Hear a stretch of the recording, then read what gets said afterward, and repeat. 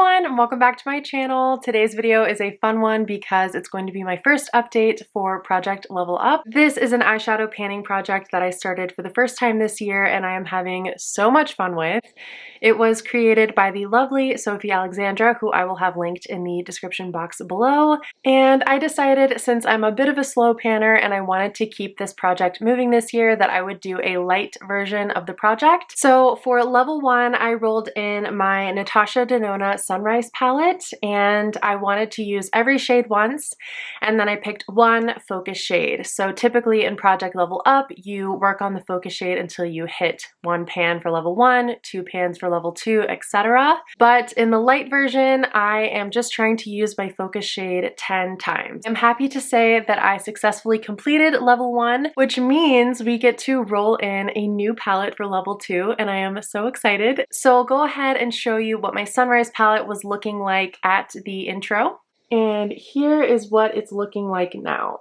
Keep in mind, I did rearrange my palette, so if you have this palette and this looks a little bit different to yours, that's because I had a lot of fun rearranging the shades in here. So I had a lot of fun on level 1. I actually did a 3 looks 1 palette series over on my Instagram, so I will have those looks linked down below if you missed them. But this has just been such a fun excuse to get to know this palette again and experiment with it, and I really love the looks that I've been able to create.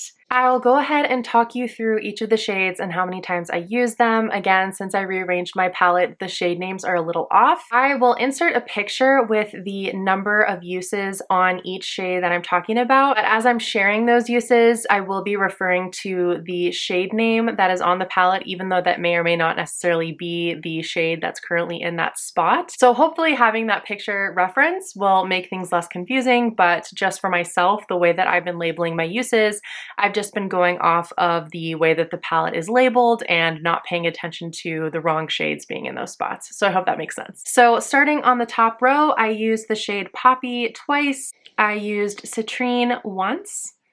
The shade Phlox was my focus shade, so I did use that one 10 times, and I feel like it has a very significant dip, but no pan as of yet. So lots of progress made on this shade, but definitely happy that I made the choice not to try and hit pan. Just for me and the way that I wear my makeup, I know that hitting pan was going to take a really long time, but after 10 uses, I do feel like the dip in this shade has gotten really significant. The shade Awakening I used once. The shade Laurel I used once. Down to the second row, I used the shade Aster once, the shade Glory once, the shade Azalea once. I used the shade Morgan twice, and then all of the other shades in the palette I used once. So Agate, Clove, Carnelian, Jasper, Morning, and Dayspring. I used each of those shades 1 time. So I did hit my goal for level 1. As I mentioned, I had so much fun with this palette. Even though I don't necessarily associate this color story with January wintry vibes, it actually turned out to be a really nice way to warm up and bring some color into the dark gray, dreadful January days. And I'm really, really happy that I got some more use and love on this palette. Okay, so now it is time to put Miss Sunrise away for the moment and roll in a new palette for level 2. So again, my rules for level 2 are that I will use every shade in the palette twice, at least twice.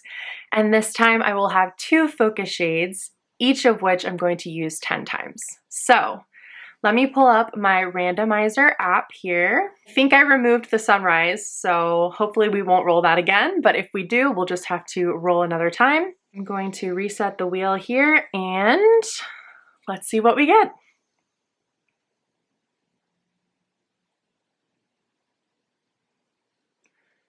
Oh my gosh, another Natasha Denona. What are the chances of that? The Natasha Denona Mini Gold Palette. Wow, that's really exciting. I love that I'm getting use out of my more expensive and luxury eyeshadows so far in this project. Let me go grab that one and I will be back to show it to you and also pick my focus shades. All right, so I grabbed my Natasha Denona Mini Gold palette. I feel like I'm having really good luck in this project so far because I absolutely love this palette. Here is a close-up of what this palette is looking like before starting the project.